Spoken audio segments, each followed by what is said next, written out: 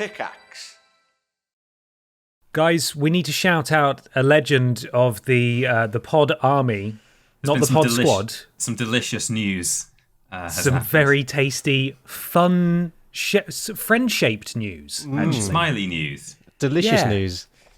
I've made a note of the legend in question here, and that is Jamshed, at Mighty Jamshed on Twitter, who said that they tweeted about a day in advance. I don't know if you guys saw this, saying, I'm going to go do something monumental tomorrow. It did scare me a bit. I never know what to expect. What does that mean? Yeah. What does that mean? Going to sit outside Noel Edmonds' house or something. We'll get in trouble for it. Yeah. Fortunately, though, it wasn't scary. It was actually very, very good. Michael, do you want to share the amazing news? Yes. So, what was the Podiots name of it? But the Feldhuis Meat Facery, where they make meat-faced meat.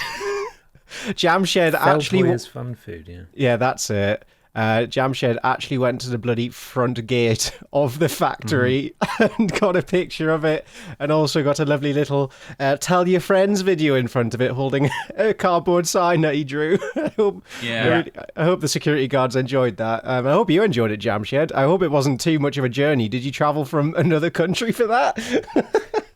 I think I missed the Tell Your Friends video, actually. I saw the photo, but I must have... Oh, yeah, I think you just sent that to me on Instagram. So, yeah, there's a Tell Your Friends as well. Nice. He has posted it, yeah. I think it's on Twitter now. Right. But, yeah, unbelievable commitment to the bit there. That was one of our first big Podiots presents. And it's a factory in Germany that makes Billy Bear ham, just in case you're not familiar. The big sign reads Feldhuis Fun Foods. Nice. And there is Jamshed in front of it holding a Tell Your Friends cardboard sign. And it's about to go on the thread right now. Oh, so you can go have a look at it. Oh, it's just stunning. Shed. I think it's time to rename it back to its original name. The original name being our name, the Podiots Meat Facery, in honor of this event. I'm not going to be the one to do it because, again, I'm scared of having my Google account banned. But someone else can if they want. Is it no longer Podiots Presents? Probably. We need to check this right now. I think it probably isn't. I bet it's still the same.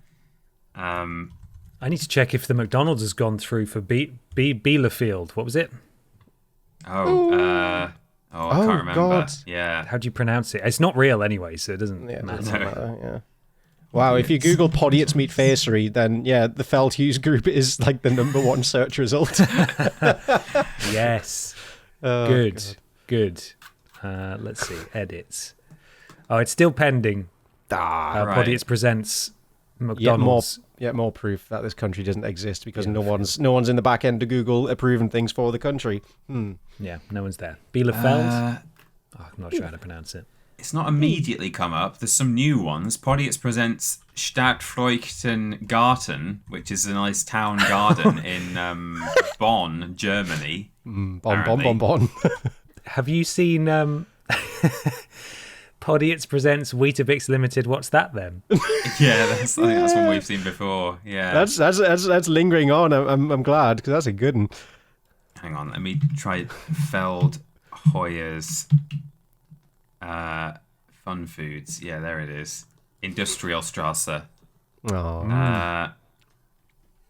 There's Podiots presents Wix. That's on there. Nice. I do like the Cultaholic, even though the name has been reverted back now, still comes up when you search Podiots. It does. When you type in Podiots Presents, it suggests loads of stuff, but then when you click on it, it doesn't have that name. So I don't know. Don't know what that's about. I think you're right, Mikey. I think it's no longer Podiots. Oh well, if you type in just the words Podiots Meat Facery, it does come up on Google Maps with Feldhuis Fun Foods GmbH. So somewhere in the metadata, it still knows that it used to be called that. But it's not the official Maps name anymore. I found another one in Indianapolis for some reason. It's a mobile caterer with 1 5-star review from 2 years ago, and it's called Podiots Meat Face 317 Meat Facery LLC. I don't know what it's about. They don't have a website or any information at all. There's a couple of photos of some pork. And that's about it. We've also expanded out to the African continent in Algeria, right in the middle of it. There's Hotel Podiots, Bajuda. Hotel Podiots. I would love a Podiots Presents on every continent in the world. Well, in China. Oh no, hang on. We're over the border. In what country is this? Haiphong. Is that what they call? Oh, that's Vietnam. In Vietnam, there is a place called the Hand Jobs Inc. Meat Facery. Which is very strange. It's not Podiots Presents, but the word meat facery is in there with the exact spelling, and that is definitely a made-up word. So I feel like that could be Podiots related. What? There's one in South Germany called the Podiots Plan Egg Skate Park, which opens at 8 a.m. tomorrow. If you want to go, why not? Very Get exciting. your skates on. Oh, indeed, yeah. God, there's so many good ones. We've glotted. We've trotted the globe without even stepping foot on many of these countries. So help us go on holiday. Love it. Make a difference. Do face Google. Thank you. And a reminder, if you go to vidiotsofficial.com and go over to our shop, you can buy a sticker that says Podiots Presents. Is that right? That's all right. There is a sticker there, isn't there? Yeah, a Podiots Presents sticker that you can stick on anything you want, but not historic landmarks, and don't make it a hate crime or anything dicey like that. Just put it somewhere fun, you know? Yeah. But do buy them, though. Yes, do buy them. Do buy. Do buy them. Dubai. There's the next one. Go to do that. Put one in Dubai. Yeah, that's fine. Look at that. It rolls out. Mm-hmm. Right. Anything else you guys want to talk about, or should we crack on?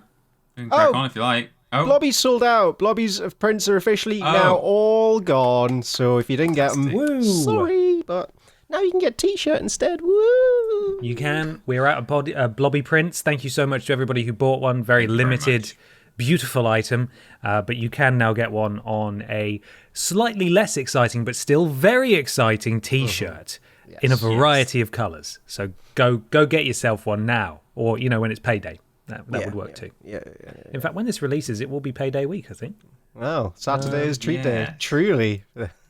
Indeed. Oh, and that's the other thing. We very much know by now about... Did we say this last time? We know that Brian Butterfield is doing a tour. Thanks for letting us know. Yeah, we do. In fact, we are... I don't know about... You know what? We'll talk about it in the intro, because I feel like we spoke about it in the intro last time. We need to work out where we all stand in regards to attending Butterfield. Yeah, we do. Yeah. Okay. Yeah. All right, let's do that.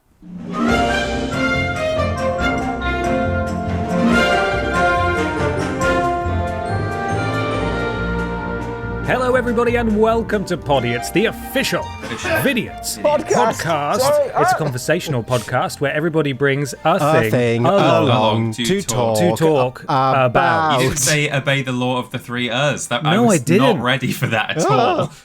That completely threw me off as well, and I was in charge. I tell you what the problem is normally, is because now we're doing a video version of the podcast as well, and I have to address a camera. I'm not reading it off my phone anymore, and I keep having like a very last second crisis where I feel like I'm losing all of the words as it comes out of my mouth. We'll try that again, but I'll read it very obviously off my phone. Here we go. Yeah.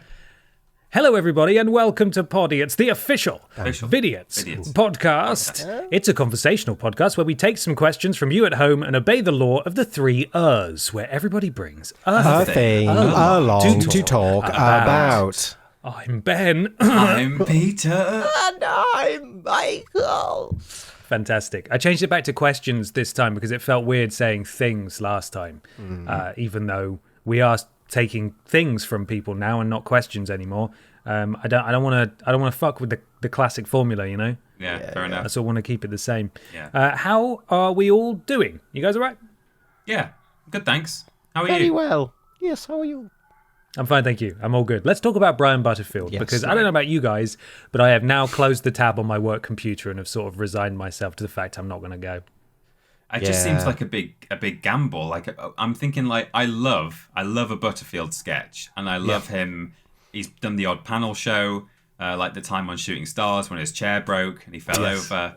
But would I want to sit and watch him for an hour? Probably yes. I'm not saying that the answer is likely to be no, but it's just such an unknown, you know. And at £28 a ticket. Yeah. It's Far away, it's expensive. Are you going to go, Mikey? Because he is coming to Bath. Yeah, he's literally playing outside my office. So Really? yeah, You'll probably be able to hear his booming voice. You got to go and report on it for us, man. Oh, okay. We'll pay for you. Peter and I will split a ticket. No, I can't do that. I can't do that. Oh, okay. Yeah, if there is a few dates have sold out, which is now giving me a little kick up the arse. I feel like I should. Ooh, yep, 27th of September. I can. Yep, that I am free that day. Okay. You know what? If the tickets are still available by the time we finish recording, I'm just gonna bloody do it, and I'll record the whole thing on my phones, and so you can watch it as well for free.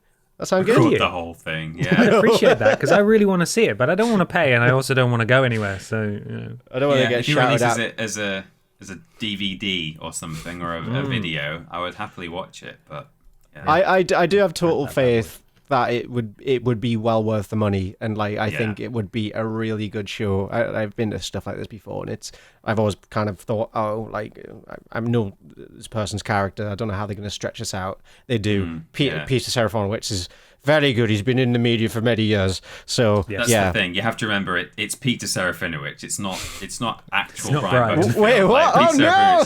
Knows, The curtain's been knows pulled what back. He's doing. Yeah, he can. I'm sure he is very. Yeah, he knows how to put on a show. I'm sure. Okay. he'll treat you right, Mikey. He better, or else I want a damn refund. Well, excellent. If you want to support Mikey and his adventures to go and see Brian Butterfield, why not head to podiots.com? If you donate £3 or more, you get a shout out at the beginning and the end of the show, and you join Pod Squad, just like Michael Johnson. Bumps. Very, very adequate. But this person donated like a month ago and the name didn't get read out. I'm sorry. Thank you. Woo. Oh, weird. Sorry about that. Whoopsies. We continue with Barney Harwood. Tell your friends, Feldhughes. Freddie Weber didn't, though. Blobby's baby daddy. Lord Bielefeld to Vic. Some tongue twisters in there. Thank you. Nice. Isn't Barney Harwood Barney off of CBBC? Yeah, I think so. Oh, maybe, yeah. It is. We've also got Get Your Hands Off My Peter, Stephen Skodes, Amanda Hug and Kiss, Dom and Dick in House with Stairs, and Torso Evans. And finally, we got the very generous Prince Beefcakes, who said, for the record, the kind of pasties that go on nipples are pronounced pasties. Yeah. Presumably because you paste them to your nip nops. Yes, I did pay approximately $27 American to tell you all this. Keys. Oh, no. Thank you, Prince Beefcakes. I did see that in the comments, yeah. I'm still going to call them pasties, though. That's Pasties. They're pasties. Delicious That's what pasties. they are. Yeah. Yum. Thank you. And we've also got Donak07, I'm More Than Free Man, the very generous Danny Lucas, who said, episode 57, my fiance Kim asked you to write our vows. Ben said 60p. I hope this covers it. Also, I'm the one who made the Feldhoyers Podiots Meet Facery edit. Oh, wow. Oh, my God. Only proof I figured Meat Facery... Hang on. Only proof I figured Meat Facery sounds German as Baccarat. Kim has pics. Love you guys so much. Well, Baccarat. What? That's bakery, I believe. Oh, okay. I think, yeah. Yeah, you're right. Okay. German man. Nice. Well, thank you. You did that. Thank you so much, Danny. Thank you. We'll get to work on those vows for you. Hope you're married. And finally, we've got Stephen from Basil Brush. Thank you very much. To the Pod Squad of this week, podiots.com. £3 or more for a shout out at the beginning and the end of the show. Thank you so much for supporting us. We appreciate it. Do you guys have a favourite of those? Stephen from Basil Brush really took me by surprise at the end there.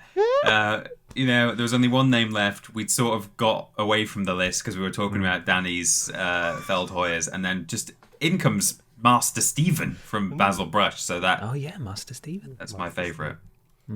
I'm going to say, get your hands off my Peter, mainly for the way you delivered it. That was good. I'm going to go with Blobby's baby daddy because I want to know who it is. Mm-hmm. Yeah. I want to know who that is. Let me know. Be? Mikey, I believe you have littened the beacon for things. Listener submitted things for this week. Do you have them there? I do indeed. Who? Wait, how do you do this, Ben? I'm not in the swing of things yet. Do you just tell someone to do it, or do I go first?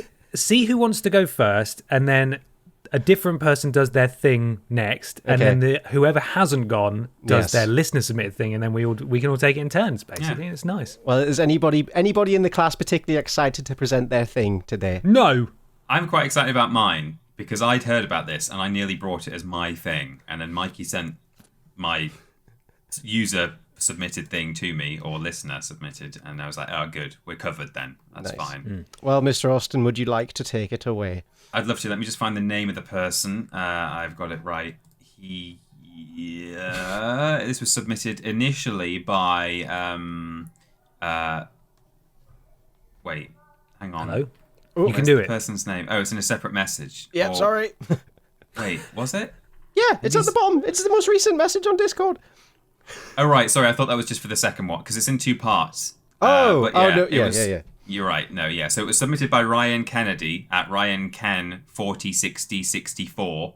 But there's also a second story to follow up on this, which I guess, did you just find it yourself, Mikey? Or... Yeah, that came up in my feed. Yeah. That's what confused me, but that's fine. So... it's according to bristolpost.co.uk. It's very Vidiots, this story. Seagull, already run to Vidiots territory, got stuck in ASDA Bedminster. That's our ASDA. Our ASDA, the cake ASDA. The cake ASDA. The one that has a blue light in the toilet so that you can't shoot up in there. Damn, I fucking hate that. That's all I want at the end of a long day. So annoying. Seagull got stuck in ASDA Bedminster 2 weeks ago and still hasn't left. Oh, God. 2 weeks? Yeah, and here is an amazing picture of it, not just perched on the top of a shelf, but I have so many questions. Specifically in the fish section, looking at the fish. It looks fake as hell, doesn't it? It doesn't look real. What's it eating? Fish. I don't know. Maybe is it fruit. stealing the fish? Yeah, all the open stuff, the fruit maybe. Quote, rescuers are anxious to trap her and release her before she dies. Oh, no. Oh. She's going to get into the blue bathroom and take some smack. Oh, no, it might do. Oh, yeah. no, Spice. The Spice is back Seagull. again. Yeah. Spice Seagull's back. We could be on for an apocalypse here if it gets hold of the spice inside ASDA Bedminster. So this is written by Tristan Cork, senior reporter. Yes. And the article goes, shoppers at Asda's store in Bedminster have been looking up to the rafters more than at the aisles because a seagull has been stuck in the store for the past 2 weeks. Asda staff and a specialist team the store has called in to help have spent every hour of every night the store has been closed since early June trying to persuade the seagull to find its way to the exit, but without success. And now the local bird welfare group is asking if they can have a go themselves, as all attempts to either catch the bird or get it out through the doors have so far failed. The bird welfare group says it fears the seagull may be struggling. The bird wandered in through the doors of the store in Bedminster Parade, on Bedminster Parade in the first week of June, and since then has become quite the feature, remaining high above the aisles in the rafters of the store, which is one of Asda's biggest in the country. Ooh. On June the 8th, the bird's presence caused a minor stir on social media, with pictures of it tweeted by customers. One image showed it swooping low through the freezer aisle, while others showed it high above the shoppers perched in the rafters. As soon as it arrived, Asda called in its deep cleaning and pest control team, and ever since then, a fortnight-long mission has been in progress. Every night, the store closes at 10 p.m, but didn't it used to be a 24-hour Asda? Are they having to close it? Yeah, in COVID they stopped that, and it's so annoying. I miss having that on tap. Ugh. It closes at 10 p.m, but the doors are left open and guarded overnight while a team of people try to coax the bird down or catch it. Bristol Live understands everything from trails of crisps and bread have been laid. Cherry pickers have been deployed and staff with nets have been seen, but the bird has proved far too cunning to be caught. Ceilings are high and the store is large, and anytime anyone gets near it on the platform of a cherry picker or up a ladder, it simply flies off to a different part of the store. Oh my God. It's not the first time Bedminster's Asda has been the scene of an unusual bird, apparently. Back in early 2020, Bristol Live reported on the exploits of Toby the Crow, who set up home in the backyard of the nearby Rope Walk pub and commuted every day to work in the car park of Bedminster Asda, specialising in extracting coins from people's trolleys, as well as entertaining shoppers outside the store by wrestling resin elephants and untying shoppers' shoelaces while they waited at the bus stop outside. Oh Hang my on. god. Wow. Is this some sort of trained crow and a man? What That's is a amazing. resin elephant? So we just glossed over that. What is... I don't know. It's very just like an strange. ornament, maybe. I'm assuming that that's not actually a crow; it's a man in a crow suit. No, there are photos here of a crow. Yeah, No, but how do you know that's it's a man not in a a. man? I'm sorry, Yeah, Peter. yeah. That's a man in a crow suit. Quite Yeah. clearly a man. Would in you like to crow see a suit. picture of a child looking at the crow? Which Yeah, is you mean the perched- man in the you've crow seen suit, it. yeah, The sure. man in the crow suit. Here's a good picture. She looks really nervous. Yeah, she does. She's going to untie his laces. Yeah. Oh my god. So sorry, the story continues. Toby did, but while Toby did show signs of trying to get into the store, he was always successfully shown the door by staff inside. A mission so far unsuccessfully undertaken by the staff with this seagull. Oh, and here's a slightly spooky image of it up in the rafters. Here you go. Oh my goodness, that's some Feathers McGraw stuff right there. Yeah, it certainly is. The situation is concerning a rescue organisation called the Foundation for Feathered Friends. Its founder, Denise Theophilus, said she has asked ASDA if it would be okay for her team to have a go at getting it out. She's worried it will die in there. Gulls are actually protected by law and are on the red list. And are on the red listed species for conversation, it says. I think that must mean conservation. Conservation, yeah. Good work, Tristan Cork. The gull has found her way in by accident, and rescuers are anxious to trap her and release her before she dies. There is a limited time they can survive without food and water, and she is scared by the alien noises, she added.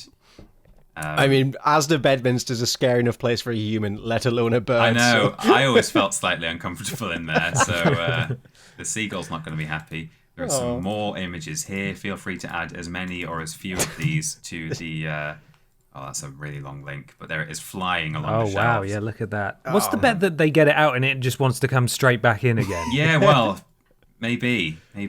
Also, when they describe like a task force or team or something, I'm picturing like an elite unit of people wearing military fatigues. And there's this guy who's been there since the 1st of June who has to call his wife every night and say, nah, we didn't get it. It's going to be... today. Tell Jimmy I love him. I can't make it back for his birthday. I'm going to catch this fucking seagull. Man. Look at him. I really need to go visit this seagull before You do. it leaves For or perishes. Yeah. So I think this weekend I'm gonna make a visit, and I'll try and get a picture of it if I Good. can. Please do. There is then a follow-up article written by Tristan Cork, hopefully without typos in it, bristollive.co.uk. Rescuers almost managed to net seagull stuck in Bristol ASDA store. So basically, this is probably just mostly filler, reciting everything from the first article. But let me see if I can find the bit where it says that they almost caught it. The story has gone nationwide, with BBC Radio 1's Greg James chatting about it to millions of listeners on The Breakfast Show on Wednesday morning. The attempt to capture the gull happened on Tuesday evening with local volunteers from the Foundation for Feathered Friends charity. We know that one. Spending around an hour and a half at the store before it closed at 10 p.m. One of them was a Mandaline cook from Bedminster who said they managed to lure it towards food left out for it. She did come down and was cautiously approaching us. We had food and we had a big net. And the plan was to get her to go to the food and we could catch her in the net. Thank you, Mandaline, for that. Or Amandine. A comical scene. But she's so scared and she got spooked by the fact there's so many people in the store that she flew away again, which was very frustrating. It's a tough job, and we've spoken to some experts who say gulls are often too clever to go into a cage trap. Sedating her will be impossible, but no one knows because no one knows her weight. But one way to get her could be by setting up a location where she feels safe to get food regularly and getting her confident enough to go there every time and having a trap or a net there. We're worried about her because although it's a supermarket, she has no easy access to water or food and is obviously distressed. I mean, if they're that worried about her having food and water, they could probably leave some out for her, couldn't they? Yes. I'd have thought so, yeah. Seagull's in a bloody shop. It should be able to figure this out. When Bristol Live visited the store on Wednesday morning, the seagull was nowhere to be seen, and one member of staff said the bird will hide itself away in the rafters and is almost perfectly camouflaged under a vast roof of the store. But it is still in there, seemingly. So I'm gonna go along and be the hero everyone needs and just put some sleeping pills in a sausage roll and let nature take its course. You've solved it, Michael. yeah. Great, now to sleep in the rafters. Nice. What we need is Eagle Boy to get in there and just run around Yes. in the store, round and round. That would He'll be get 'em. amazing. That is Have you such a noticed good that- promotional opportunity for that chip shop.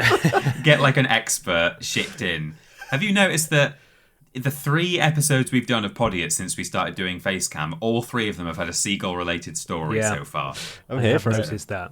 I like it. Seagulls are, the Let's bastards, keep it but they're going. great. Yeah. Well, that's it. That's the story. Thank you very much to Ryan, was it, who sent that in? I believe. Yes, Ryan Kennedy. Thank you very much, Ryan. Thank you very Thank you, much. Ryan. Who would like to do their thing? Real thing. No, your things are real things too at home, but Ben sounds like he wants to do his very real thing. May I? Yeah. Okay, good. This is an article that I read recently on TokyoWeekender.com that I thought was really interesting, and I wanted to share the story of Iwao Takamoto, who is the Japanese artist who designed your childhood, is the name of the article. Okay. So you're going to learn about him now. Cinderella, Lady and the Tramp, Sleeping Beauty, 101 Dalmatians, Scooby-Doo, The Jetsons, The Flintstones, Charlotte's Web. Besides making up the childhoods of people across 4 generations, the one thing those animated classics have in common is Japanese-American producer, director, and animator Iwao Takamoto, who worked on all of them. After his death on January the 8th, 2007, Takamoto was briefly honoured by various news sites for his iconic work for Disney, Hanna-Barbera, and Warner Brothers. Yet, sadly, he remains relatively unknown today. Let's try to change that, says the article, and also says me and says you two too, so that everyone can listen at home. You too. You two too. When it came to animated movies and cartoons, it seemed like there was nothing Takamoto couldn't do. In 1945, he started working for Walt Disney Animation Studios, where he finished the rough animation for Cinderella, did quality control for Princess Aurora in Sleeping Beauty, and oversaw the first full-scale use of xerography, where animators' drawings were copied to a transparent cell sheet, in 101 Dalmatians. The technique was extremely cost-effective and, according to the Smithsonian Magazine, actually ended up saving Disney from insolvency. Wow. Takamoto was not done yet, though. In 1961, he joined Hanna-Barbera Productions, where he designed classic cartoon characters like Penelope Pitstop, Atom Ant, Secret Squirrel, Grape Ape, the animated Harlem Globetrotters, and Josie and the Pussycats. He also supervised shows like The Addams Family, Hong Kong Phooey, and Jabberjaw, and even found success as a director with Charlotte's Web, 1973, based on E.B. White's 1952 book. He later wrote that he initially struggled with making the character of Charlotte the Spider appealing, but in the end, he concentrated on finding a way to take advantage of her large eyes to make her sweet and feminine looking. But spiders weren't Takamoto's specialty. Dogs were. Ooh. So I hope you're excited to hear about Takamoto's dogs' contribution to animated dogs. However, it may well be that we have Iwao Takamoto to thank for how we can tell if an animal is a female animal, because they've always got eye makeup on. Eyelashes. Big, sexy eyes. That's how you know, the sexy eyes. The many dogs of Iwao Takamoto. I hope I'm pronouncing his first name right. I did look it up earlier. I'm probably still messing it up, though. Everyone has something they are really good at. For Takamoto, it was designing iconic cartoon dogs. He started out with improving the design of Lady in Lady and the Tramp, 1955, making her look cuter and more endearing than in initial sketches. He also designed the Jetsons dog Astro and Muttley from the Wacky Races and Dastardly and Muttley in their flying machine. But his greatest accomplishment was probably coming up with the look of Scooby-Doo. Oh my God, what a niche job. I designed cartoon dogs. I just do draw it very cartoon well. dogs, man. Takamoto designed the entire main cast of Scooby-Doo, including the meddling kid's dog companion, who the studio originally envisioned quite differently. According to Michael Mallory, author of Hanna-Barbera cartoons, Iwao gave us Scooby-Doo. Without him, it would have been a little Airedale, and the show would have lasted 1 season. The reason why Takamoto landed on a Great Dane was apparently because of a Hanna-Barbera employee who worked in the ink and paint department and dealt professionally with the breed. When asked to describe her prize winners, She told Takamoto that a truly great Great Dane was characterised by a straight back, straight legs, small chin, and such. I decided to go the opposite way, Takamoto later explained, and gave Scooby a humpback, bowed legs, a big chin, and such. Even his colour is wrong. Of course, wrong is a very relative term here, seeing as Scooby-Doo has been on the air for nearly 55 years now. Jesus. We can all hope to make those kinds of wrong choices. So dogs, he's fucking great at dogs. Oh, yeah. Did amazing. He's great at fucking dogs. He's great at fucking dogs. There's a comma there somewhere. Anyway, the final section is a little bittersweet, gifting the world joy that his own childhood lacked. Takamoto was born in 1925 in Los Angeles as the son of a Hiroshima migrant. However, after the bombing of Pearl Harbor, he and 110,000 to 120,000 other Japanese Americans were forced into the Manzanar internment camp. It wasn't the happiest place on earth, to say the least, but Takamoto occupied his time with drawings and such. After the war, he continued his newfound passion by buying 2 inexpensive drawing pads and a pencil, filling every single page in them with whatever caught his eye. Those sketchbooks are ultimately what got him a job at Disney. I went in to the interview clutching these 2 pads and was ushered into the office, Takamoto once explained. His name was Mike Nelson, who was doing the interviewing that day. He said, "Let me see what you got." So I handed these 2 things over, and he spent quite a bit of time flipping through them. Then the question came up, "Are you in a hurry to get somewhere else?" And I said no. He said, "If you can hang around 15 to 20 minutes, I'll be back." He picks up these 2 pads and disappears. Then he came back in, looked at me, and said, "Can you start on Monday?" Needless to say, I was totally stunned. And so, the career of a multi-talented artist who went on to become Vice President of Creative Design at Hanna-Barbera, Vice President of Special Projects for Warner Brothers Animation, and the recipient of the 2005 Golden Award from the Animation Guild. Not everyone may know the name Iwao Takamoto, but nearly the entire world knows of at least one of his creations. Few artists can lay claim to that kind of legacy. Oh, amazing. Nice. What an amazing man. I'd never heard of him before. And good man drawing good boys. Yeah. He's just drawn loads of good boys and also worked on some of the most influential animated movies of all time. Mm-hmm. Kind of incredible. That is amazing. There we are. That's my thing. You're very welcome. We've learned something today. Instead of this man getting credit, it's Chris Pratt. He becomes the face of animated films. It's me, Mario. That's not the voice. Yes, the fuck it is. Oh, God. Oh, that's amazing. Yeah, I always like hearing about this is a weird term for it, but the grunts behind the scenes, the people who actually make stuff happen. And yeah, absolutely. He drew all of the Scooby Gang, which I think is quite incredible, really. Damn good design, barely changed in the 55 years. Yeah, so yeah. Fred wouldn't have that cravat without him. No, probably not. Did he draw Scrappy-Doo, though, is the question. Oh, yeah. I'm looking come until later, so... I'm looking at sketches, and it's the main crew. Mm-hmm. The main gang. Well, that's fine, then. Yeah, otherwise we unsay all of the praise that we've given him so far. Yeah. There we are. Very nice. Thank you very much, Ben. Absolutely magical. Mikey, it's your turn now. Yes, I'm going to do my viewer submitted thing. Go on. Yes. This one comes in from Greg Miller at GregMill2290 on Twitter. And I just went for this one because the headline made me laugh.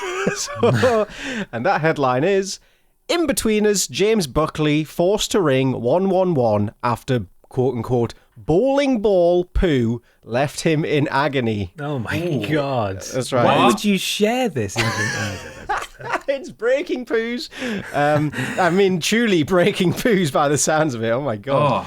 So yeah, welcome. This is an article from the Daily Star. Of course, I don't think many other publications would dare put an article together like this. But Aaron Tinney, he continues. The In-Betweeners star James Buckley, who I've met. I'm just gonna name drop. I've worked with him. Was he nice? Yeah, he's nice. I guess thankfully he didn't need to do a poo that day and destroy himself in the toilet, so I got him on a good day. Right. who played Jay on the hit Channel 4 series, The Inbetweeners, has opened up about his traumatic hard poo ordeal, which forced him to ring for medical help. It actually does sound quite grim. The last thing anybody wants is having a bad poo and then also calling for medical assistance. Can't poo. James Buckley phoned the NHS 111 line. For those who don't know, 111 is the minor emergencies line. It's just like, I need a bit of help with something. You don't need an ambulance. You just need some soothing words. Advice and Deep breaths and squeeze. Push. He phoned 111 in a panic over his constipation. The In-Betweeners actor, 35, plunged into a panic while struggling to squeeze out a hard poo he reckons was the size of a bowling ball before he... It wasn't. Yeah.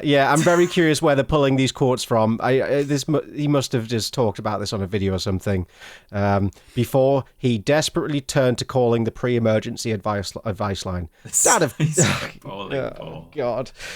Dad of two, James, famous for playing potty mouth In-Betweeners character Jay, said, I was in so much pain, my arse was really, really, really sore. God. It was like a bowling ball. It was like a really hard, massive poo that I could not squeeze out of my tight little bumhole. Oh, for God's sake. He's having fun with this one, I think. After his 111 call, James took laxatives and got back on the bog for another marathon squeezing session. Oh, goody.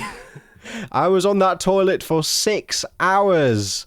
I was on that toilet for so long that the laxatives started to kick in. And my God, was it a relief. I felt like crying. I was so relieved.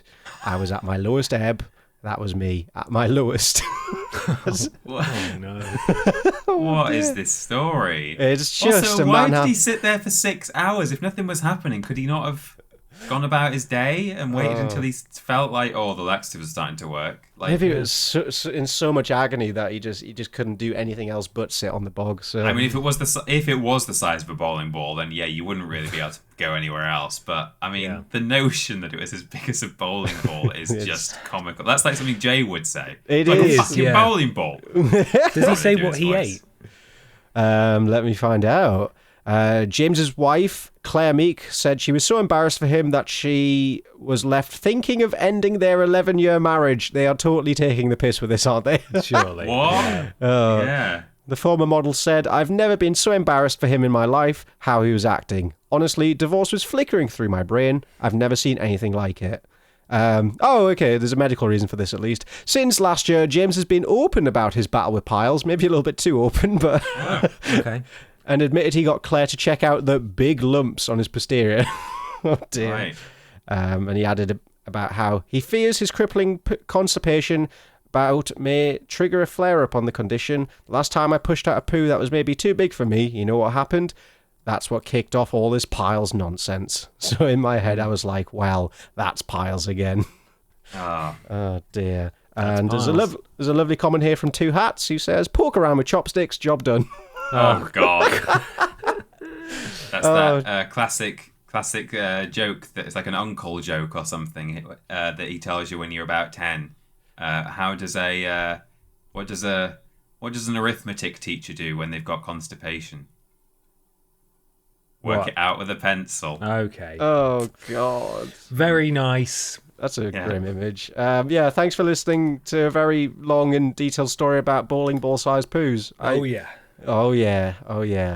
God, I need to find the source for this information, but...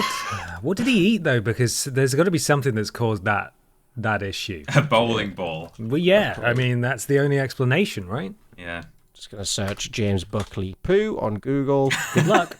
Yeah. That's a roll of the dice. No, I think it's all just the same stuff. Oh, he's Instagram fans. It's on his Instagram. James Buckley, Instagram. All right, show us the goods, James. Maybe... Oh, God, is this a video? For? Oh, okay. There's a video here that's titled "Marriage is All About Teamwork," and I don't want to watch it, but I don't think there's anything exciting in this. I think it was just him in a video. These quotes are all just from a comedian telling jokes on Instagram. Show poo. Show poo. How big was it? Show poo. Oh, No, I don't think we're going to see it. Sadly. Bowling ball sized poo. Maybe I could Google that. Bowling ball sized poo. Oh, Michael, why? That really is a dangerous Google. Don't do No, that. There's nothing explicit, sadly. That sucks. No. Anyway, thank you for listening. Sorry, thanks. I went on a tangent there.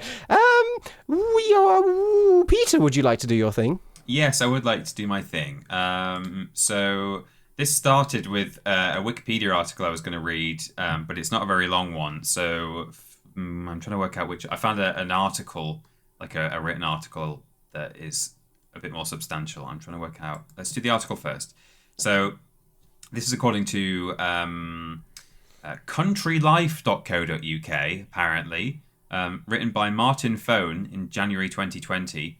Curious questions.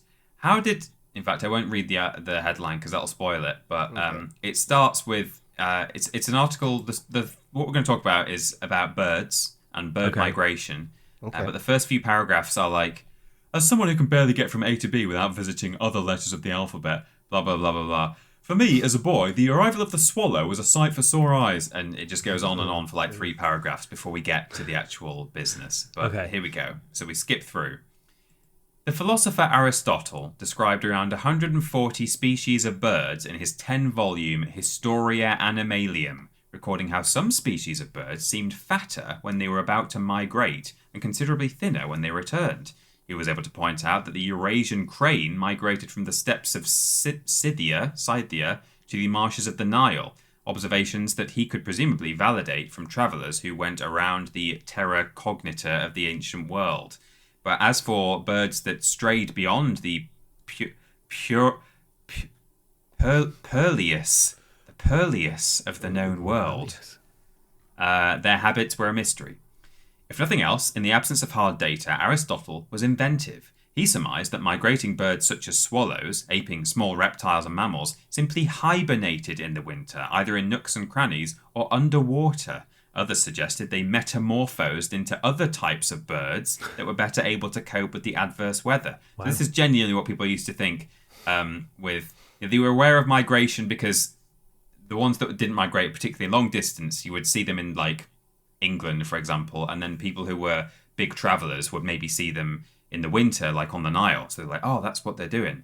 But there were some that just seemed to vanish completely, and we didn't know what they were doing. So the suggestion was that they were going underwater and going to sleep or turning into other birds. So influential was Aristotle that his theory of hibernating swallows was accepted hook, line, and sinker for 2 millennia. The Archbishop of Uppsala declaring it as a fact in the mid-16th century. Even the renowned Selborne naturalist Gilbert White reported that swallows arriving early in England and encountering frost and snow would immediately withdraw for a time, a circumstance much more in favour of hiding than migrating. That's a quote. And he was doubting that they would trouble themselves with travelling again to warmer latitudes for a few weeks until England's weather warmed up. Still, Aristotle's theory was not as bizarre as some that did the rounds. In 1703, a professor from Harvard wrote in a pamphlet that migrating birds flew to the moon. That's nice. Love that. That's quite sweet. I like that, yeah. Thomas Bewick went some way towards solving the mystery of the disappearing swallow, though, reporting in the first volume of his A History of British Birds, published in 1797, that a ship's captain, whose opinion he esteemed, between the islands of Minorca and Majorca, saw great numbers of swallows flying northward. He put the idea of birds hibernating at the bottom of pools to rest by observing that swallows frequently roost at night after they begin to congregate by the sides of rivers and pools, from which the circumstances it has been erroneously supposed that they retire into the water. Bewick even experimented with swallows, keeping them warm, dry, and fed during the winter months, and leading to conclude, they leave us when this country can no longer furnish them with a supply of their proper and natural food. The tide was turning in the right direction. He's right there with all of that information. But the critic might argue that Bewick's theories, correct as we now know them to be, were just and what was needed were hard facts to substantiate the concept of avian migration. So they're saying at the time they were just a theory, and no one actually knew what birds were doing. That's just a theory. Now here's where we get to the interesting bit, because that's still a lot of padding there for this article, but the proof came literally out of the skies in 1822.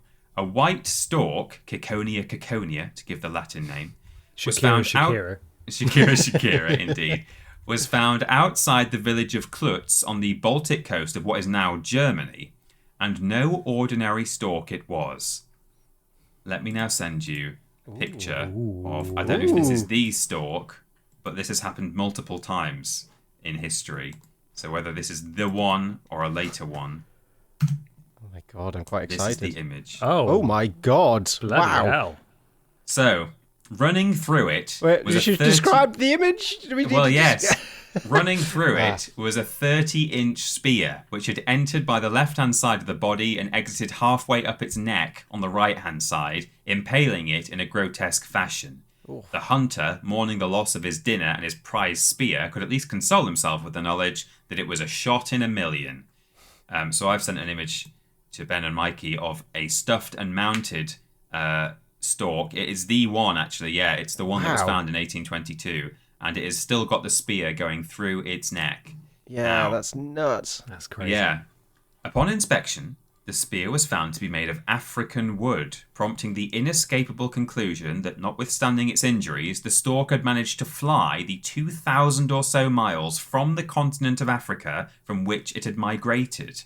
The doubly unfortunate bird was killed and stuffed and mounted on its display, complete with its spear, to this day in the University of Rostock's zoological collection. Imagine surviving the spear and then you land. It's like, all right, that's an interesting oddity. You're going to sit in the display cabinet now, son. The Germans christened the stork Pfeilstork or arrow stork. Astonishingly, a further 24 such birds have been found over time, bearing incontrivable proof that birds do migrate rather than hibernate or morph into something else. Scientists were now able to unlock some of the mysteries of migration, all thanks to a spear. Wow. Which is so good. Crazy that, like, all this time they were thinking they transform or they fly to the moon or they go to sleep underwater or something. Then, like, a ship captain was starting to say, I don't know, I think maybe they're like, it gets too cold for them and they just fly somewhere else, but I don't really know if they do that or not. Can't prove it. And then a stork falls out of the sky in Germany with an African spear in its neck. Yeah. Oh, my God. And, according to the Wikipedia article I was going to read, which is very short, a Pfeilstork is a stork that gets injured by an arrow while wintering in Africa and returns to Europe with the arrow stuck in its body. As of 2003, about 25 Pfeilstörke have been documented in Germany. Wow. Lord. Which is crazy. I can't believe that's a regular occurrence. It's just like Yeah. birds in ASDA. Birds. You'd think, that's how we solve the seagull issue. Someone just gets an African spear. But yeah, you'd think that maybe this is like a 1 in a billion chance. Stork has to fly to Africa, get an arrow through its neck, make it back to Europe, and die. All in the period of history where no one even knew that migration existed. In order for that to be the evidence. But no, this has apparently happened 25 times. At least, which is insane. Yeah. Yeah. That is bonkers. God, well, So, Free there you go. thank free you for spear sharing as that, well. Peter. Yeah. You're welcome. And if you guys want to see the image listening at home, it will be in the thread, and you can just search Pfeilstork on Wikipedia. Pfeilstorch. It's there. Incredible. Thank you very much, Peter. You're welcome. Well, we're a birdie episode today, aren't we? Yeah. Very birdie, yeah. Yes. Ben, would you like to do your viewer-submitted thing? I will do my viewer submitted thing. This comes to us courtesy of, find the message from Michael Johnson, Sean Harris at Sean Harris Film on Twitter. Thank you so much. Thank you, Sean. What we've got is an article, and I'm going to read it. Are you ready? Yes. Here we go. It's from sky.com, written by Mystery Person. It just says why you can trust Sky News, but it won't tell us who wrote Mystery it. Person. No, it doesn't. We don't have an author for this one. It's okay. The headline reads: Tick-toker fakes his own death to find out who cares, and then shows up at the funeral. Brilliant. So without even reading this is a real dickhead thing to do. And also I feel like this is such a cliche of so many movies and TV shows that why on earth would you do it in real life? How callous can you be? to your loved ones. A Belgian TikToker faked his own death to find out who cared and then turned up to his own funeral. David Burton, 45, and his wife and children decided to 45? Yeah. Wife decided and children? Prank. It's just a prank, bro. Prank, bro. Friends and family members to find out what they really thought of him. To spread the news of Mr. Burton's death, one of his children took to social media and wrote a tribute to her father. She wrote, "Rest in peace, Daddy. I will never stop thinking about you. Why is life so unfair? Why you? You were going to be a grandfather and you still had your whole life ahead of you. I love you. We love you. We will never forget you." Fucking hell. Oh my God. The funeral, which was staged last weekend, let me just check the time of release, 14th of June was when this article was posted, which was staged last weekend, so a couple of weekends ago, near the city of Liège, perhaps, was attended by many friends and family members dressed in black. Everyone was waiting for the ceremony to begin, but instead, they were met by a landing helicopter. Oh, boy. In the video posted on TikTok by a funeral attendee, Mr. Burton stepped out of the helicopter alongside a camera crew and was then greeted by mourners. Some of Mr. Burton's family and friends are seen running up to him in the footage amid emotional exchanges, while others remain confused and perplexed in the car park. Yeah. According to the Times, the TikToker said that he faked his death to see how his wider family would react and said he felt underappreciated by them. He added, I wonder why, because you're a prick. Yeah. "What I see in my family often hurts me. I never get invited to anything. Nobody sees me. We all grew apart. I felt unappreciated. That's why I wanted to give them a life lesson and show them that you shouldn't wait until someone is dead to meet up with them." Mr. Burton, also known as Ragnar LeFou on TikTok, claimed some loved ones have been reaching out to him since the prank, adding, "It proves who really cares about me. Those who didn't come did contact me to meet up. So in a way, I did win." What an insufferable Fucking cock. hell. This guy. God. Not least for all the, putting aside all the emotional trauma of that. It's also like, people have gone out of their way to like travel and get time off work. Some of them might have bought a suit or hired a suit because they don't have one. Like just the all the other inconveniences once you get beyond the fact that he's being an emotional blackmailing piece of shit. Like just the level of inconvenience he's gone to there for his own Selfish arrogance gratification. or self-esteem. Yes, exactly. For views on TikTok. Yeah. That's all it is. Exactly. The helicopter, I mean, this That guy is too already far. sounds like a dick, even just by arriving in a helicopter to his own funeral. Yep. Oh, God. Yeah, imagine. I think I would have put him in the grave if I saw him emerge from the helicopter with cameras following him. It's just like, oh my God, Like, what fuck are you this, doing? I'm going. Yeah. I bet at least some of his family members think, what a fucking prick. Screw this guy, I'm done. That's just beyond the basic dick level. He's also just it's so manipulative, and I wouldn't want to have anything to do with him if he tried to, if anyone I was, a family member of pulled that bullshit, because it's just mass emotional manipulation. Like, fuck that. I'm not wasting my breath and my thoughts on you. I wonder why I'm not getting invited out of places. Let me pretend to How be curious. dead. Well, he talks about how, some people, a lot of people ignore me now, and it shows who your real friends are and stuff. Like, there will have been some people who were still tolerating him and inviting him to stuff, who will have turned up to that funeral, and then when they realise that's the kind of dick he is, he'll have lost them as friends, having had them as friends in the first place. So, probably backfired in a lot of ways, I suspect. Yeah. What? No, did you not hear the last line? He won. He did win says. in a way. Yeah, certainly did. Wow. God.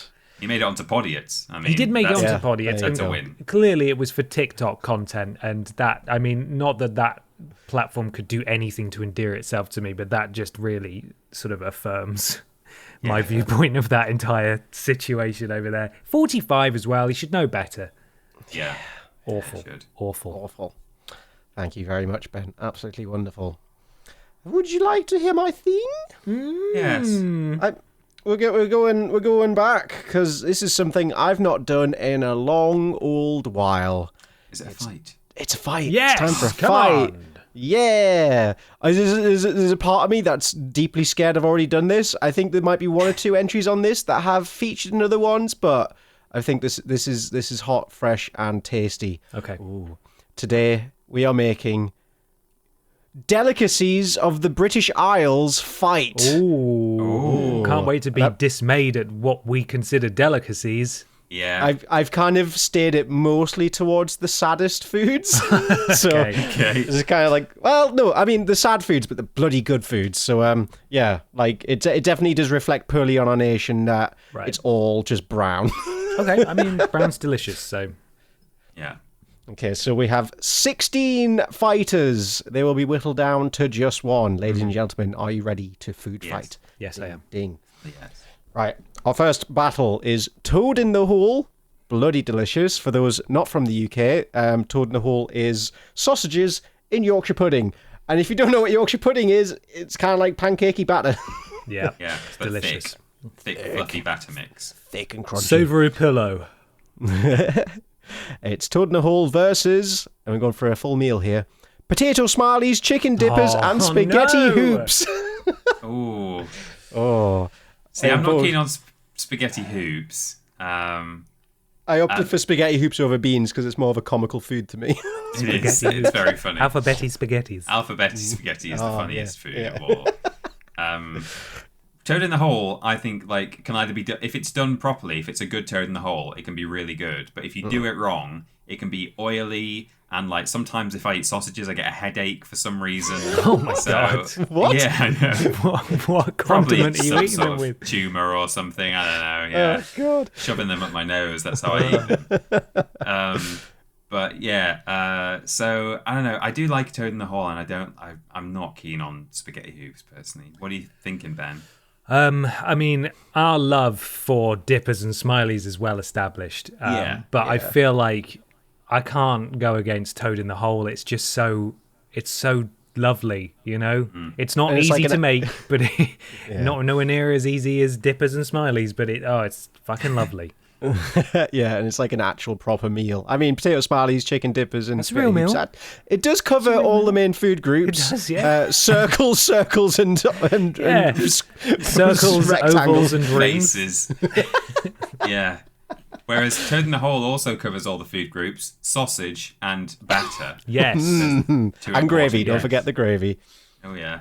Yeah, Gravy. yeah. I would much rather have gravy than bean juice any day of the week. So I am happy you went Toad in the Hole because that was my choice as well. Good. And oh no, my bloody tournament website's not working. Oh, No! take a Do screenshot. it on paper. Right, let me just. I'm gonna freestyle this in Photoshop. Okay, give me a second. I swear you've had to do this before. I feel like we've Yeah, I had think this you have. conversation before. Yes, we almost definitely have. I did wonder why there was a big orange button above it that said "create an account." Next week, can we do 16 of the best tournament software programs? I Work keep out the going best for the one. same one. All right, here we go. All right, so Toad in the Hole, congratulations, you've graduated to the next one. Next one is kind of similar to Toad in the Hole. Bangers and mash versus mushy peas on their own. Just on its own. Why is it just a bowl of mushy peas? Mushy peas, yeah. As I feel like there's strong opinions about mushy peas. A lot of people seem to bloody hate them, but I could hunker down on a big bowl of mushy peas and be quite happy with it. I only discovered mushy peas like a year or so ago. Discovered that I liked them. I don't mean I never had them before. right, okay. I used never to think had them like, before either. Yeah, I didn't think they seemed that appealing. But then they came with the fish and chips that I ordered at a pub or something, and they were like properly like they were mushy and they were minted, slightly minted, and as in they earn a shed load of money every year and drive a Ferrari. And, Yes. you get a little forkful of mushy peas and then a forkful of battered fish. It's fantastic. Yeah. For those at home, bangers and mashes, sausages and potato mash and mushy peas are exactly what they say in the tin. It's just mushed up peas. It's great. Never had mushy peas before. I feel like maybe I had them in the past, maybe this year for the first time. I didn't really think much of them. They always just seemed quite unappealing to me, and so I never ordered them. And they're mushy peas, I don't know. Maybe I didn't have good mushy peas, but equally, you could have put pretty much anything in this bracket against bangers and mash. because I think I don't get the mashed potato love. I've got to say, I don't. Some people I lose don't. their shit over mashed potato, and I don't. I'll eat it happily, but I don't think it's as. I don't go crazy for it. However, putting up against mushy peas, it's bang as a mash for me. Let's go back. How are you making your mashed potato? What are you putting in I'm it? not. 'Cause I'm not, Michael. I'm not making my mashed potato at all because I don't care. I don't care about it. Agree. There are better things to do with mashed potato. I mean, potato regularly. So. I do think it's one of the worst ways to eat a potato. Like, oh just my god, you're do- heathens. Get it all chewed up on the plate for you before you put it in your mouth. That's basically what you're doing. Make a little reservoir for gravy in the mashed potato. Mashed It's potato's great. fine. I just don't get the hype. Like, I will gladly eat it, but if you offered me any other kind of potato, it's not going to Smiley. It's going to be the smiley, yeah, for example. Absolutely. Of course. Okay. I agree, and I like mushy peas, so I'm inclined to say mushy peas for this. I'm going back as a mash. If I had them with fish. I'm going mushy peas personally. Oh my god, mushy I know- peas is fucking one. I know that they're going to get knocked out in the next one, but I just want them to. I love them dearly, and like whenever I buy a tin of mushy peas, it is a real treat. I get very excited about it. I eat them as soon as I physically can. So weird. Wow. I wouldn't have them on their own, but sure. Oh, What's next? Oh, I'm going to buy some tonight. Yeah. Go to ASDA Bedminster. Yes, I shall. This is a weird one. Black pudding, which, for those who've not had it before, I'm going to Google this to confirm. It is just pig's blood, isn't it? And something, but yeah. And like, suet? No, is that right? What's suet? It's made from pork blood, fat, oats, or barley. Yeah, great. It's very tasty, though, despite that horrible horror show of what it actually is, versus a deep-fried Mars bar. Oh, Right.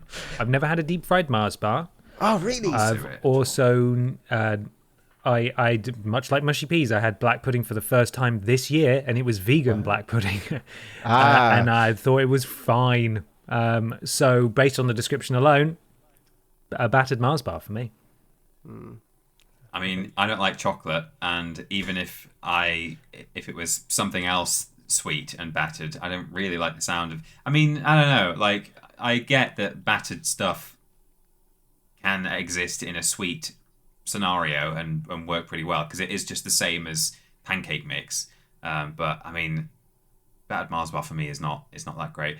Yeah. Black pudding, a lot of people hate it and hate the idea of it. I don't mind it. I would never think, oh, I could really go for some black pudding. But if I go somewhere and there's a full English and I'm already being a bit fussy and saying can I have mine without tomato, please? Then I'm not going to ask them to take off the black pudding. I'll happily just receive black pudding and eat it. Pity black pudding. Yeah. So I wouldn't specifically put it onto my plate necessarily, but I think it's fine. So I would go for that. But I appreciate that a lot of people do not like the idea of it or actually the taste of it.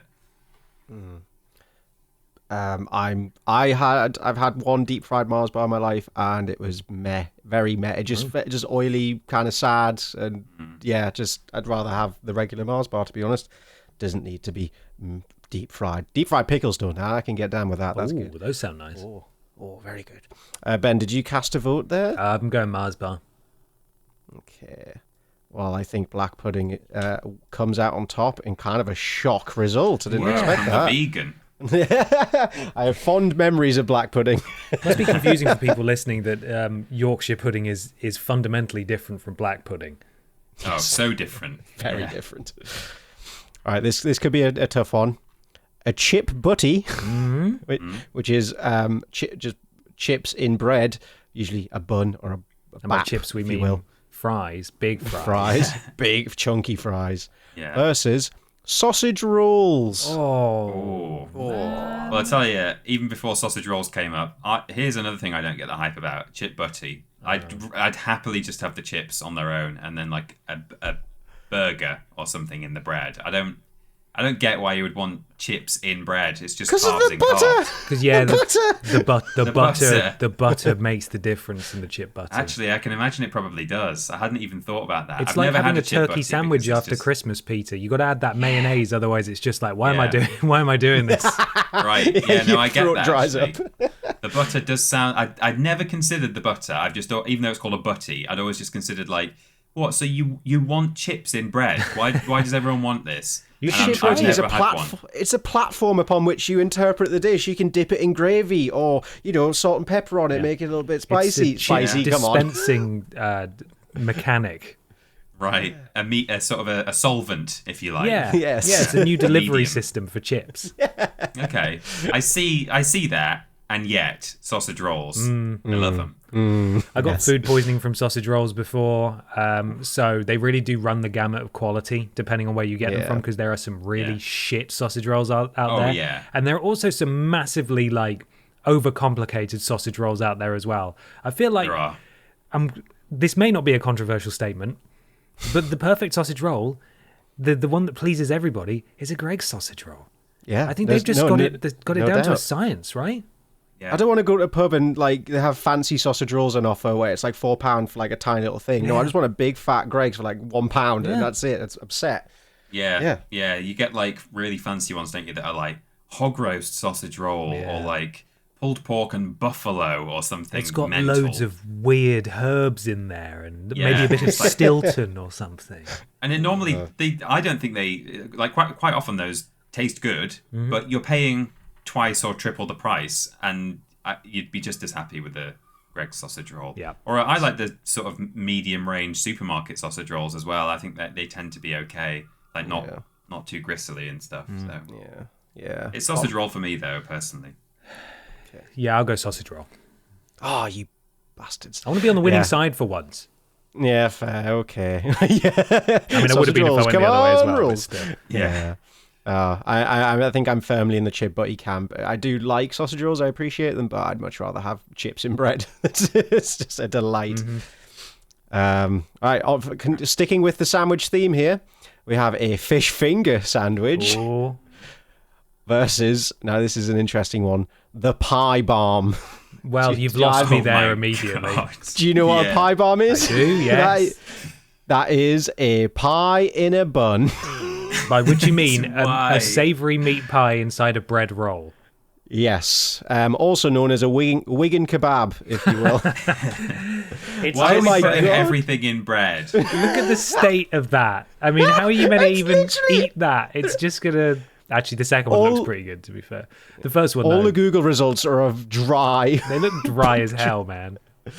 Oh Putting man. it on the link, the thread now, if you want to see. Well, it. on the other hand, I've always been concerned when I've seen photos like that of pie sandwiches that like some of them I imagine are probably like have some gravy inside the pie. Yeah, it'll And go then everywhere. yeah, if you bit into that and it was like an actual pie with any kind of sauce or gravy or liquid in it, it would be a nightmare. yeah. So, I've never had a pie bomb, sadly. I can imagine it. I mean, just as You can probably make it quite easily yourself, you know. I don't know. Oh, it's a bit complicated. One, put pie in bread. That's Cook it. pie, cut bread.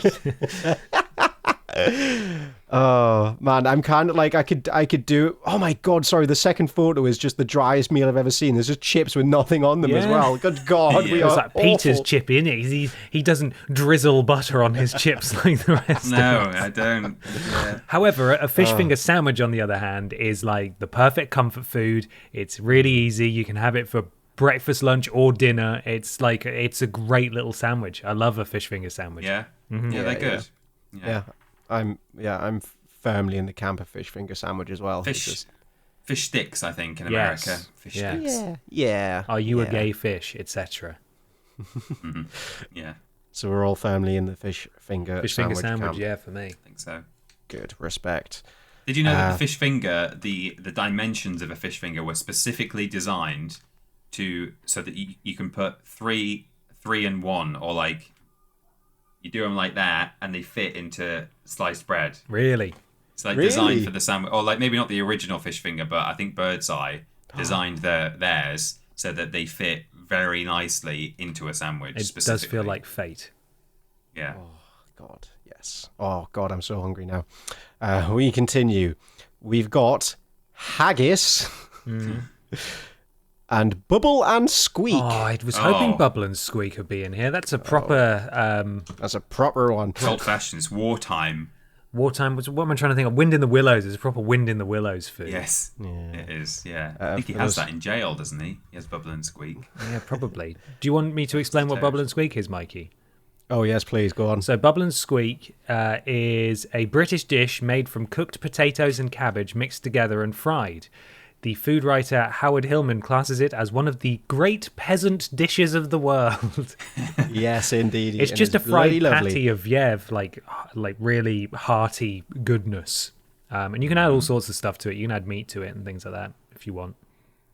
I've never actually had it, but I don't think it sounds that bad. I mean, it's fried, so that's a good thing. Yeah, it's just a Sunday roast kind of, but fried. So what's not to love in all one mashy, messy thing? Yeah, it just looks a bit like a hurricane tortilla, if you know what I mean.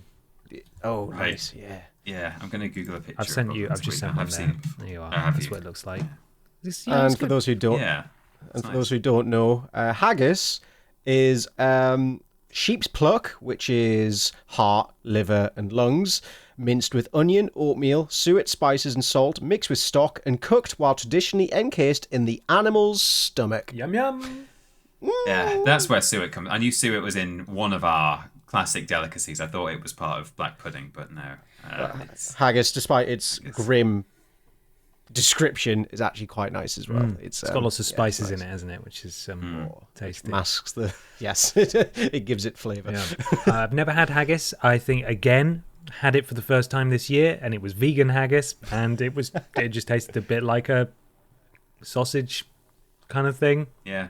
Yeah, spicy Wasn't sausage. that arsed. Haven't had Bubble and Squeak for a very long time, but I just think it's very quaint, and so I'm voting for that one.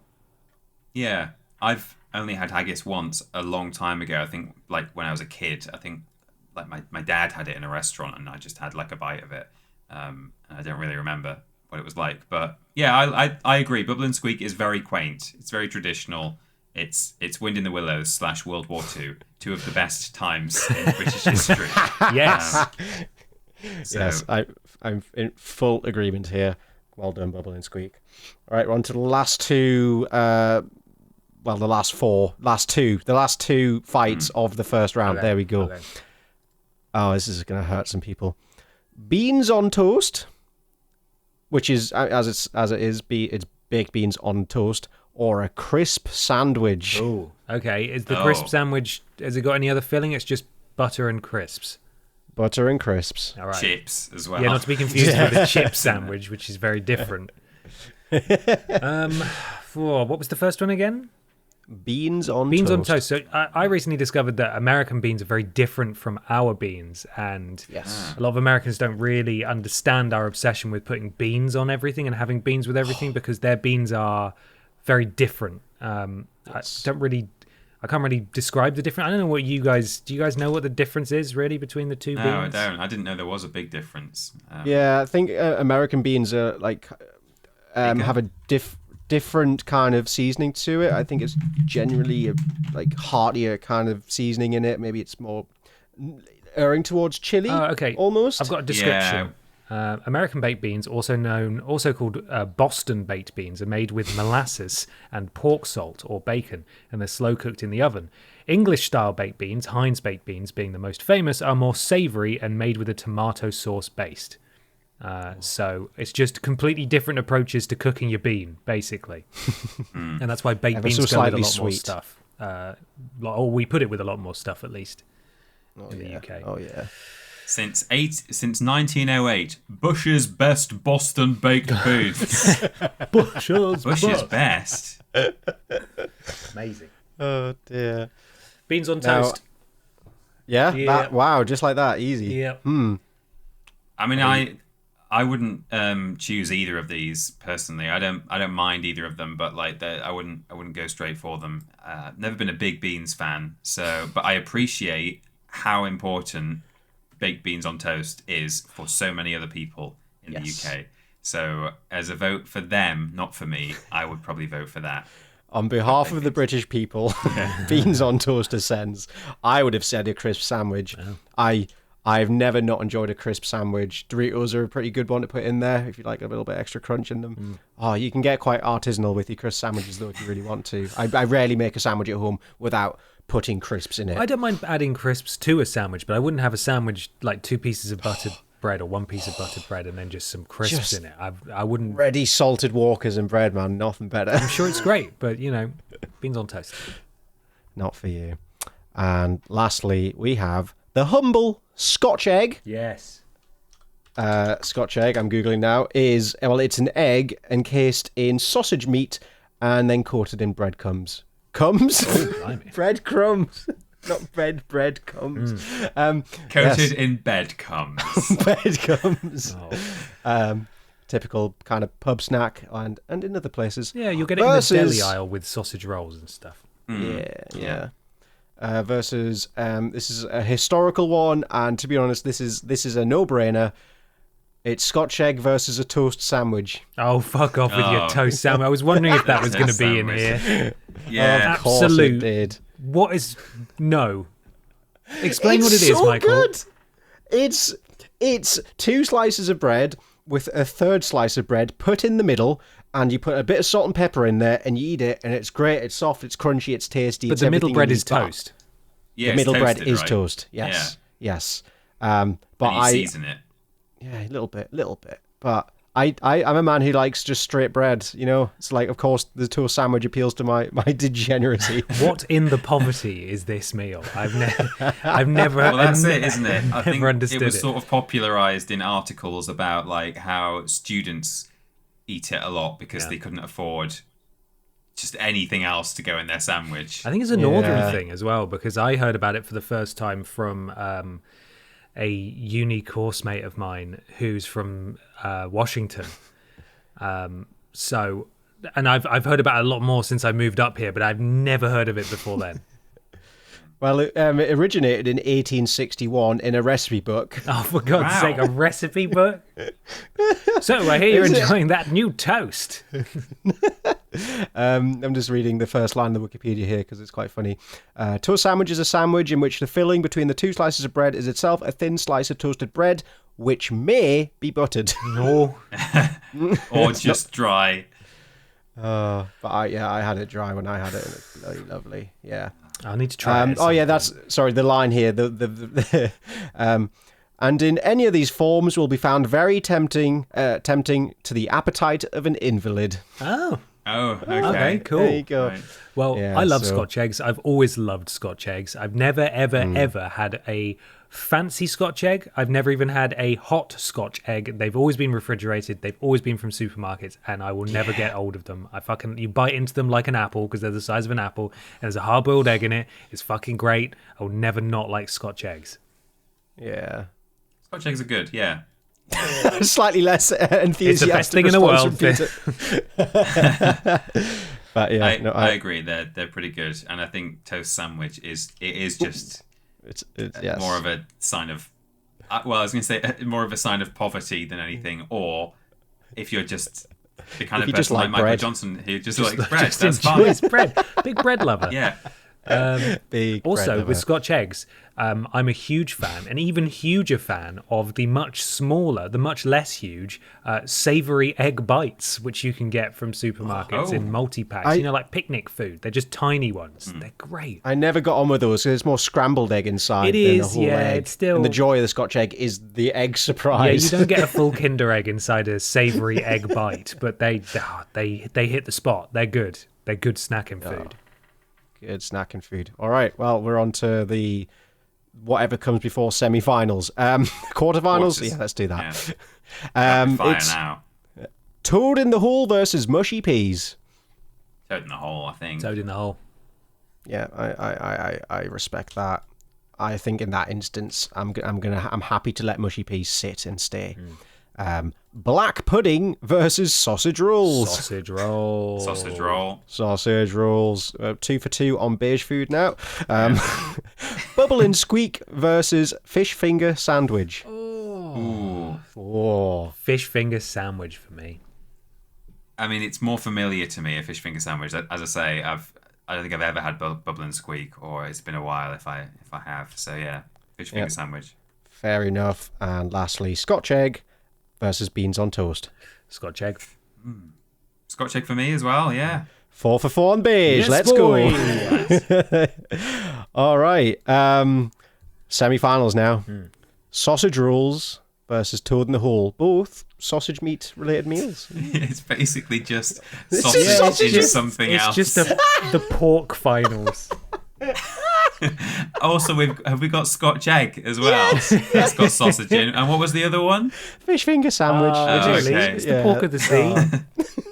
Yeah. Yeah. Sausage roll for me personally, but What was it? Toad in the hole versus sausage roll. Yeah, Oh man, this is a tough one. I mean, I love what we've extolled our love for all of these. So I'm sausage roll. I would have gone toad in the hole myself, but respect it. Good lord. What a shit show. Scotch egg versus the fish finger sandwich. I'd say fish finger sandwich. I'd go Scotch egg. I eat Scotch eggs more regularly than fish finger sandwiches, fair enough. and I don't eat either regularly. I'm you going like to say fish finger sandwich.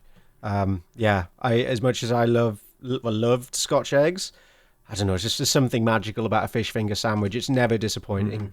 It's always good. It's always a little treat. So yeah, I'm happy to move that into the finals. Nice. So it is fish finger sandwich versus sausage rolls. In the final, this is the Yeah. best we got, huh? This is we sent our best men. Fuck's sake. I mean, I feel like the winner of a tournament of British delicacies should be sausage roll. Yeah. Yeah, I agree. Sausage roll. Is that all right? Congratulations. The humble sausage roll, favorite of many, single-handedly keeps Greg's a whole business going. A single national company up and down the length and breadth of England keeps it going. Yeah. And also, it's now officially crowned king of the, quite frankly, weird list of British foods, English foods, United Kingdom foods. There we go. Yeah. Wow. I can't believe it. I can't say I'm not surprised.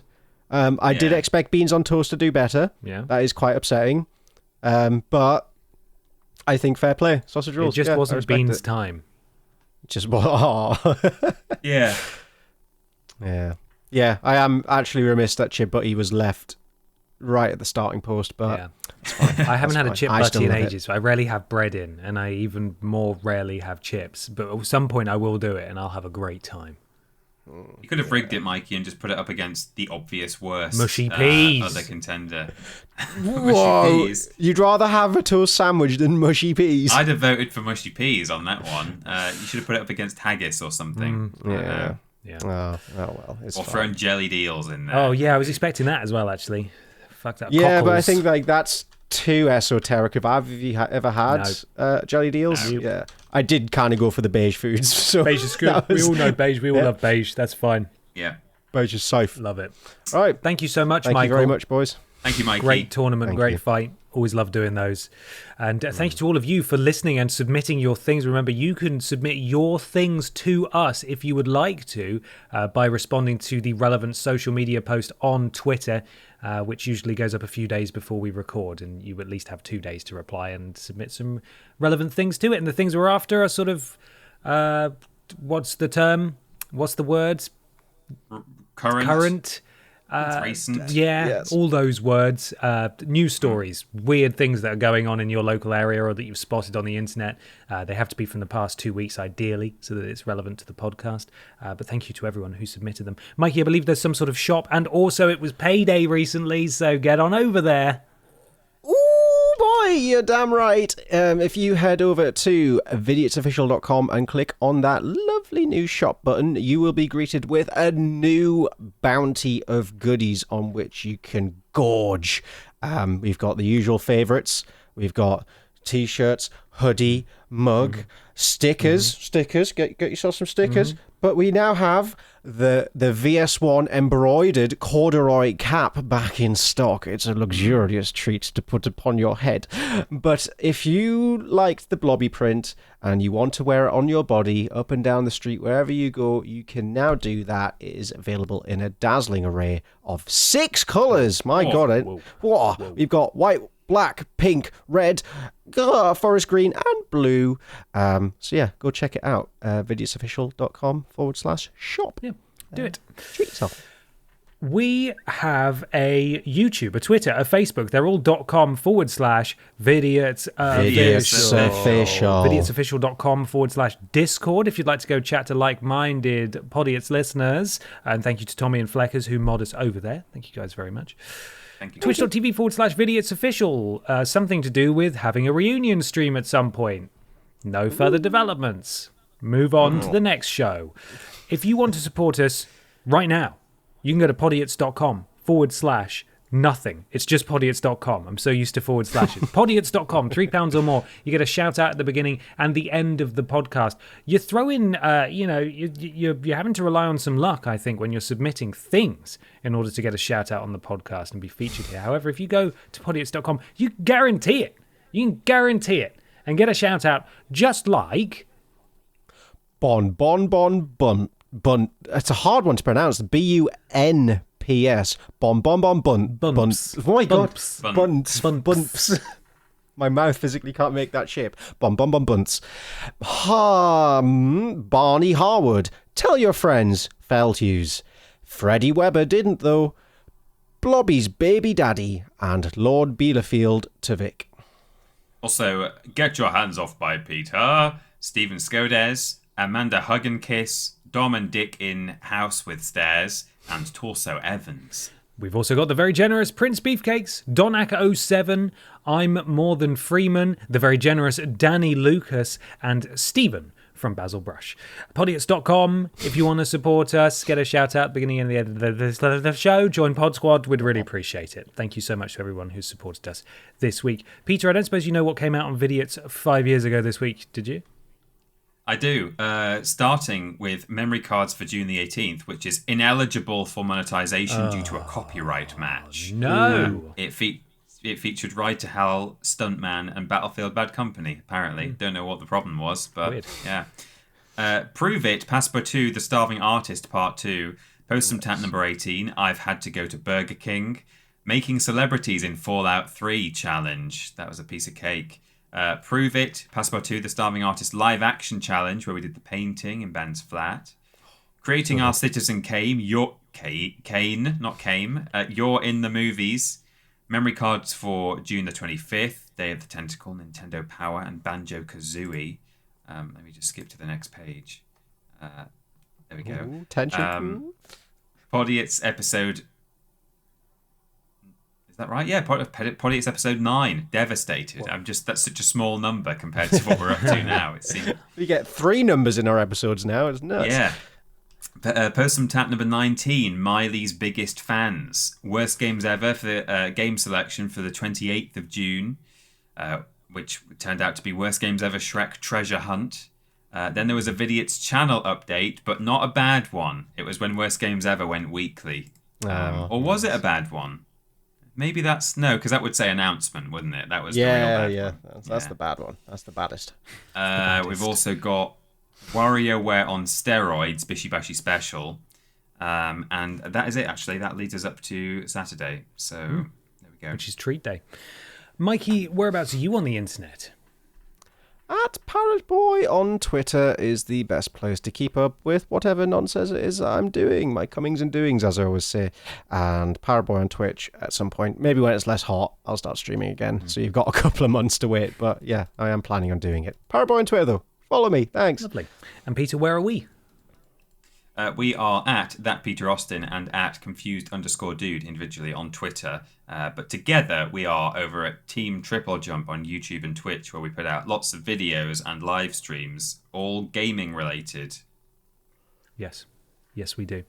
Finally, why not leave us a 5-star review on your platform of choice? It helps something to do with Al Gore's rhythms, and it's free, and it'll take you no time at all, and it would help us out a lot. So please do that. Do we have a final question before we bugger off? Maybe what was your favourite food that was in the tournament? Yes. Yeah. Or a delicacy from your country? Yes, that too. Let us know both. Thank you so much for listening/watching, everybody, and we will see you next time. Bye. Bye-bye. Goodbye.